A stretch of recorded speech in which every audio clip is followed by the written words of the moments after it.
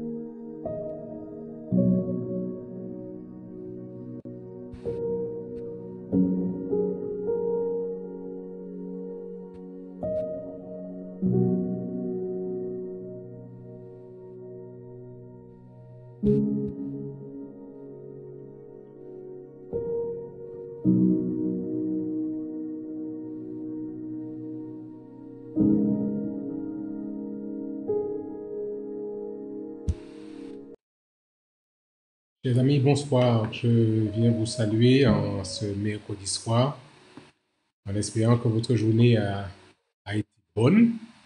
Je prie pour que Dieu puisse vous accorder à tous ses grâces et son amour, alors que nous sommes ce soir rassemblés pour partager ensemble ce moment autour de la parole du Seigneur. Je vous accueille avec joie, avec plaisir, et je salue tous mes amis qui sont déjà là, les fidèles, les braves, qui sont là chaque soir. Merci à chacun d'entre vous, Gisèle, Carmen, Claudia, Marinelli, et chacun d'entre vous qui est présent et qui est là chaque soir. Que Dieu vous accorde vraiment toutes ses grâces et tout son amour. Françoise, merci encore de ce que, ensemble, nous puissions partager ce moment et découvrir que notre Dieu prend soin de chacun d'entre nous. Vraiment, c'est une grâce d'être vivant. C'est une grâce de pouvoir partager ensemble ce moment. Et nous voulons encore remercier notre Seigneur et notre Dieu de nous accorder ce moment, tous ces moments où nous pouvons passer en votre compagnie autour de la parole du Seigneur. C'est mercredi soir, mais c'est aussi notre 55e jour de cheminement ensemble, où nous avons commencé depuis le 27 mars à cheminer avec Dieu. Bien sûr, nous avions cheminé déjà avant, mais c'est toujours bon parfois de prendre un nouveau départ, une nouvelle expérience, un nouveau début.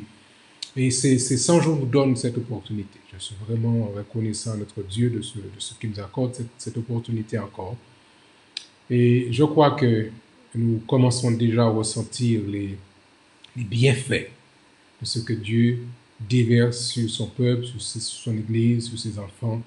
Et je vous invite à continuer à être là chaque soir. Je rappelle notre adresse email au cas où vous l'auriez oublié, ceux qui nous rejoignent, missionseneg7@gmail.com. C'est là où vous pouvez partager vos requêtes de prière ou bien vos sujets de louange ou d'action de grâce pour ce que Dieu aura fait pour nous. Sentez-vous libre de pouvoir, sans hésitation, partager avec nous ce que vous avez sur le cœur afin que nous le partagions avec le grand groupe. Ce soir, nous voulons prier et demander à Dieu de pouvoir diriger ce moment, qui nous accorde véritablement de ressentir sa présence bienfaisante parmi nous. Je vous invite à vous incliner avec moi. Et alors que nos amis, nos frères et sœurs nous rejoignent, nous voulons prier notre Dieu. Faisons-le ensemble en cet instant. Notre Père Céleste, nous voulons nous arrêter en cet instant et te dire merci pour ton amour. Merci de toutes les manifestations de ta bonté envers nous. Nous n'en sommes pas dignes parce que nous sommes pécheurs et mortels. Mais c'est parce que tu nous aimes, que tu nous invites à échanger avec toi, à cheminer avec toi. Viens donc prendre le contrôle de ce moment. Bénis chaque personne connectée et qu'elle ressente la bénédiction que Dieu est prêt à partager avec chacun de ses enfants. Je t'ai prié, Père, au nom de Jésus et pour ta gloire. Amen. Nous voulons encore vous saluer, mes chers amis, et chacun d'entre vous. Je salue mes frères et sœurs du Sénégal, de Dakar, et mes frères et sœurs qui sont avec Point E, l'église du Point E, l'église principale, et les églises de la capitale, Djamalai, Bethel, Kermassa, que nous voulons saluer. Nous voulons saluer aussi les frères et sœurs qui sont dans le sud, de l'Elkin, Djogé. Nous voulons saluer nos frères de Ziguinchor, de Niagis, de Sédiou, de Kolda, Medina Yurufula, le frère qui est du côté de Tambacounda. Nous voulons saluer nos amis du côté de Saint-Louis, ceux qui sont dans le Grand Nord. Que Dieu vous accorde cette bénédiction spéciale. Ce soir, nous voulons ouvrir la Bible et considérer une portion de l'écriture tirée de l'évangile, ou plutôt des Actes des Apôtres. Actes des Apôtres au chapitre 4, et le verset pour ce soir, c'est le verset 32. Actes des Apôtres, chapitre 4, et le verset 32. Vous savez, j'aime beaucoup le livre des Actes des Apôtres parce qu'il nous rappelle comment tout a commencé. On se rappelle, frères et sœurs, comment, après le départ de Jésus, il y avait, on peut comprendre, ce sentiment de tristesse qu'il pourrait avoir de ce que Jésus, celui qu'il aimait, soit retourné au ciel. Mais le Christ leur avait donné une consigne bien particulière. Allez dans la chambre à Jérusalem, restez là jusqu'à ce que vous aurez reçu le Saint-Esprit. Et ils vont mettre en exécution la recommandation que le Christ leur avait donnée ce jour-là. Et puis le verset, chapitre 4, nous découvrons l'explosion. Nous découvrons la fête, nous découvrons ce qui se passe quand le Saint-Esprit se manifeste. Ils reçoivent la pluie de l'arrière-saison, ce que nous attendons nous. Nous prions pour cela, nous intercédons pour que Dieu nous accorde le déversement de la pluie de l'arrière-saison afin que nous aussi nous puissions faire une expérience explosive avec notre Seigneur, quelque chose de spécial. Et voilà ce qui se passe quand les conditions sont réunies. Actes des Apôtres, chapitre 4, verset 32. La multitude de ceux qui avaient cru n'était qu'un cœur et qu'une âme. Nul ne disait que ses biens lui appartissent en propre, mais tout était commun entre eux. Chers amis, voilà ce que nous soupirons après.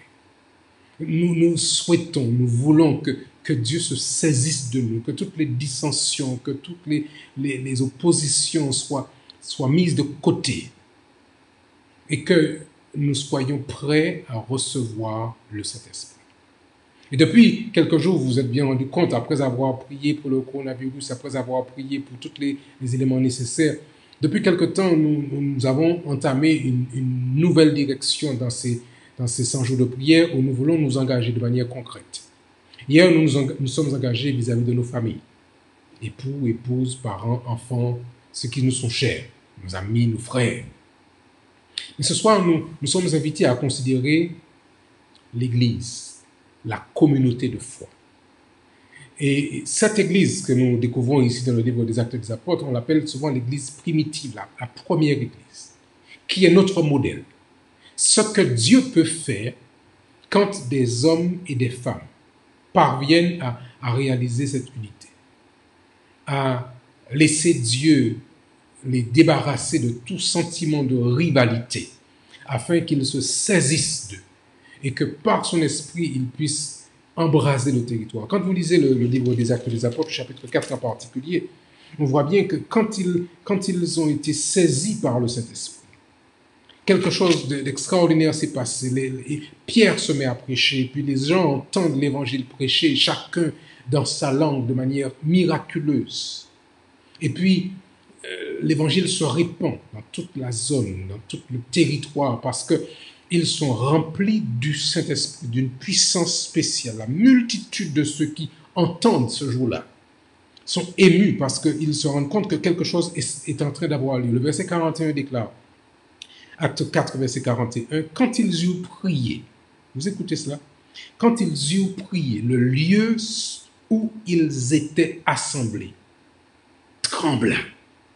Ils furent tous remplis du Saint-Esprit, annoncèrent la parole de Dieu avec assurance. Mes chers amis, quand des frères et sœurs, quand des chrétiens parviennent à se vider du moi qui est en nous, pour pouvoir finalement réaliser cette union, la prière de ces hommes-là va faire trembler la terre.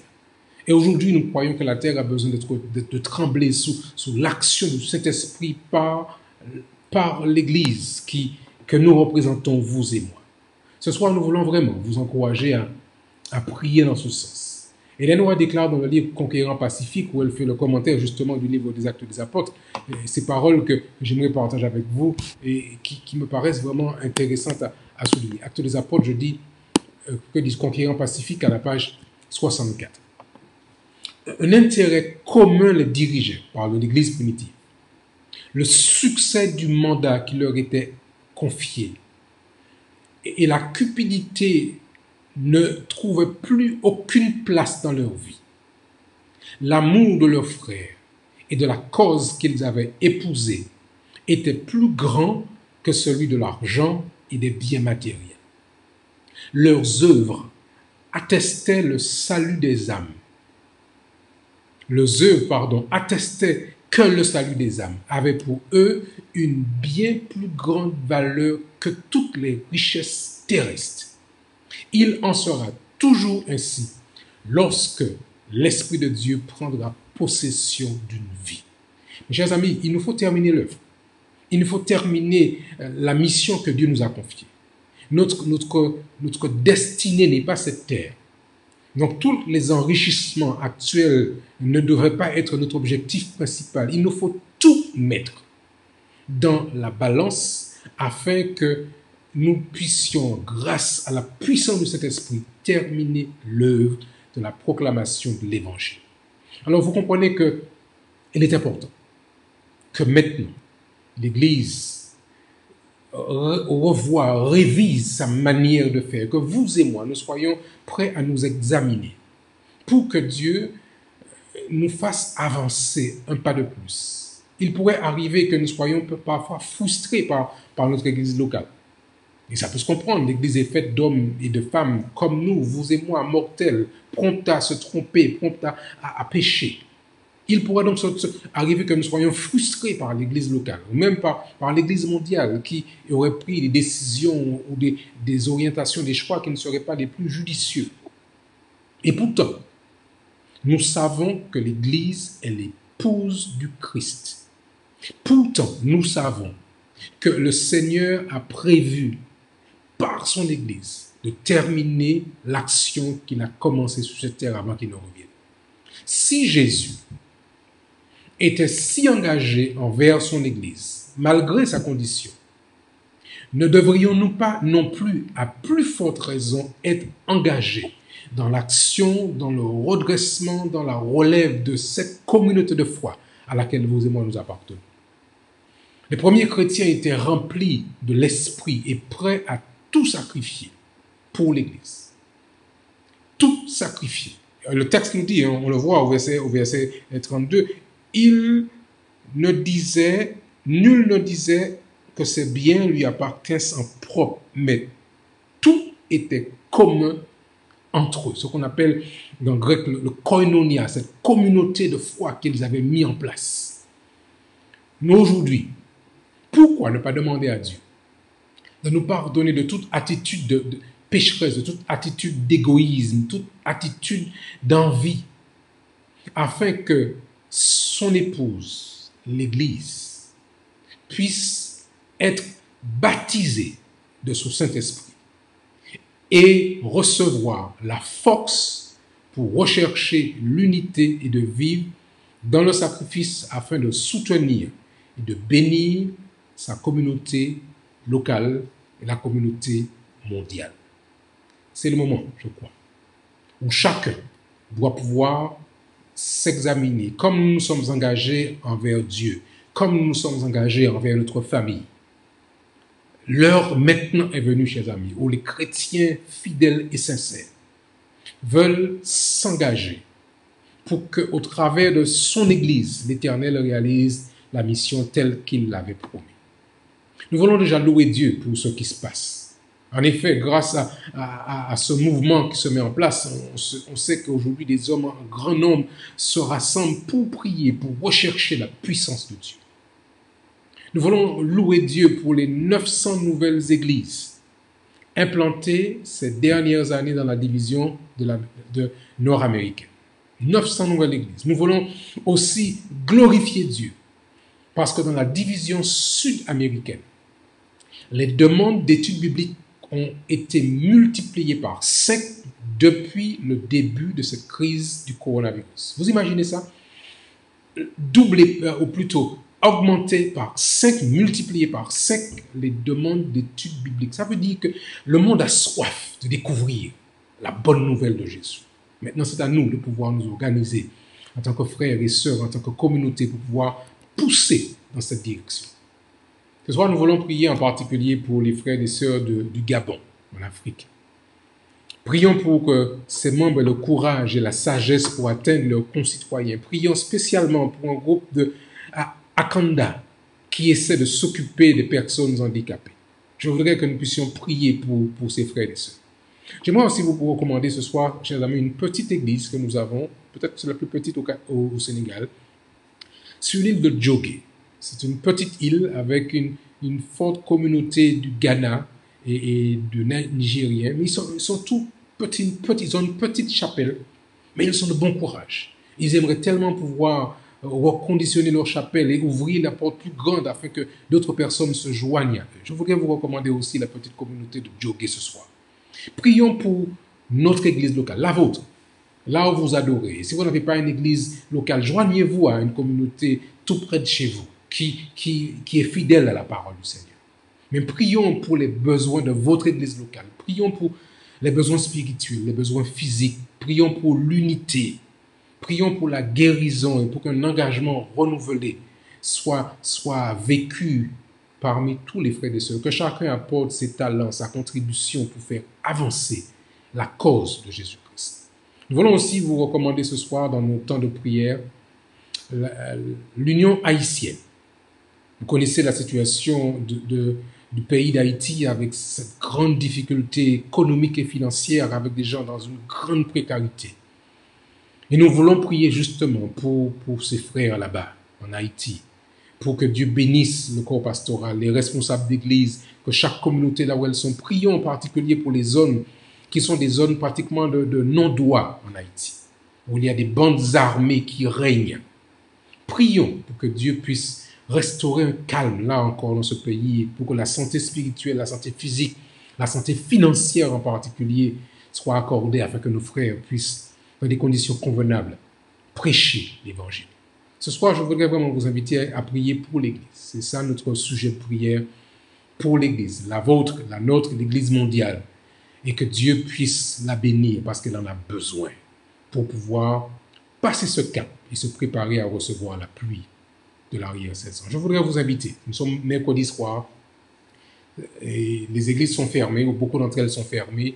Donc nous sommes à la maison. Si vous pouvez prendre le temps pour prier afin que Dieu déverse sa puissance. Mais vous comprenez bien que pour que la puissance soit déversée, les conditions doivent être remplies.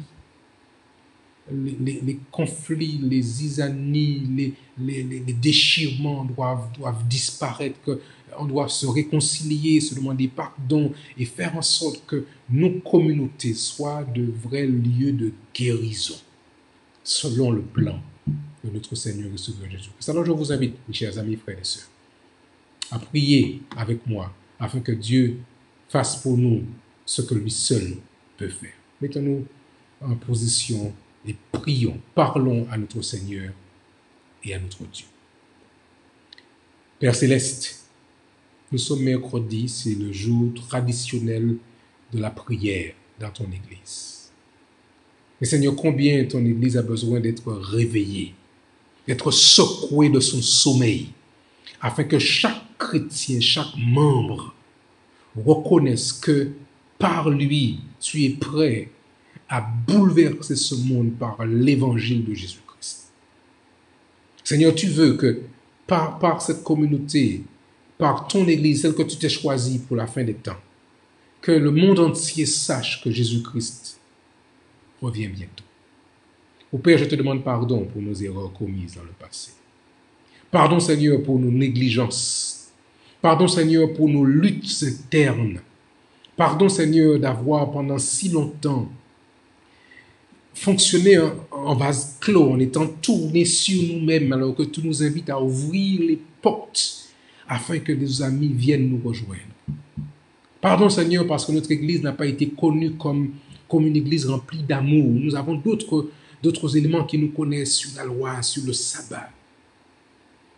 Mais l'amour qui devrait nous caractériser n'a pas toujours été notre point fort. Pardon, Seigneur, pour cette réalité. Mais maintenant, nous t'en prions, Seigneur, par ta grâce. Change nos cœurs et apprends-nous à nous aimer les uns les autres. Tu déclares en effet dans ta parole, à ceux-ci tous connaîtront que vous êtes mes disciples si vous avez de l'amour les uns pour les autres. Seigneur, enlève de nous ce qui n'est pas de toi, afin que nous apprenions à nous humilier et à vivre les uns avec les autres. Merci pour ce que tu as déjà fait. Merci pour ce que tu es en train de faire maintenant, cette expérience que nous vivons autour de cette plateforme des 100 jours de prière. Merci de ce que tu parles à nos cœurs et à nos oreilles. Ce soir, nous voulons te recommander nos frères et sœurs du Gabon. Dans cette région d'Akanda, Seigneur, que tu puisses visiter ce territoire et avec le Gabon, que tu visites toute l'Afrique de l'Ouest, l'Afrique de l'Est, là où nous sommes ici, Seigneur, où dans cette Afrique francophone, on a besoin d'avoir une percée de l'Évangile. Merci de ce que tu nous accordes les moyens nécessaires afin que nous puissions voir de grandes choses se réaliser. Non seulement, Seigneur, je vais te présenter l'église de nos frères et sœurs du Gabon, mais j'aimerais aussi te présenter la petite église dans le sud du Sénégal, sur l'île de Djogé. Tu connais ces frères, tu connais leur cœur, tu connais leur désir de te servir, tu vois leur enthousiasme, leur sincérité. Mais leurs moyens sont vraiment limités. Bénis, frères et Seigneur, ces frères et sœurs. Bénis chacun d'entre eux, leur famille. Donne-leur de pouvoir avoir les ressources nécessaires pour pouvoir continuer à garder la flamme allumée. Nous voulons ce soir aussi te recommander nos frères et sœurs d'Haïti. Tu connais la situation de ce pays. Tu connais les grandes souffrances qu'a vécu ce pays. Mais Seigneur, par ta grâce, visite. Nous pensons à ces zones qui sont des zones de non-droit où des groupes armés sèment la terreur. Ô Seigneur, là encore, interviens afin que ce pays puisse continuer à évoluer, à s'améliorer, à s'apaiser et que des hommes, des femmes se tournent vers toi pendant qu'il est encore temps. Que tu bénisses chaque église locale, chaque communauté locale, représentée par tous ceux qui sont là en train de prier avec moi. Seigneur, entends leurs prières, entends leurs requêtes, entends leurs cris. Merci de ce que tu nous donnes de pouvoir frapper aux portes de ceux qui, auparavant, faisaient partie de cette église et qui se sont écartés pour des raisons multiples et variées. Envoie quelqu'un leur parler, dis-leur que nous aimerions qu'ils reviennent pendant qu'il est encore temps. Ce soir, c'est mercredi, et dans la surface du globe, les églises vont se mettre à prier. Reçois les prières qui vont vers toi. Et déverse, nous t'en prions, Seigneur, encore ce soir, une bénédiction spéciale sur ton peuple, sur ton église, sur tes enfants.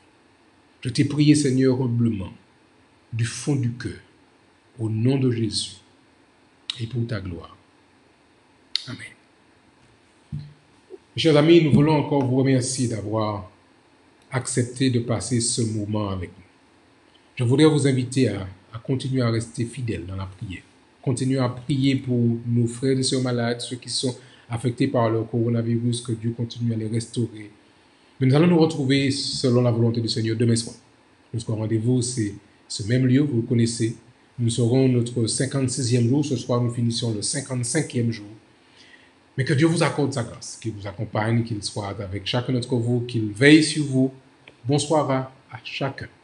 Bon courage en Jésus, bon courage en Jésus, et qu'il vous accorde sa paix, sa grâce et son amour. Bonsoir à tous, et rendez-vous demain soir, Dieu voulant.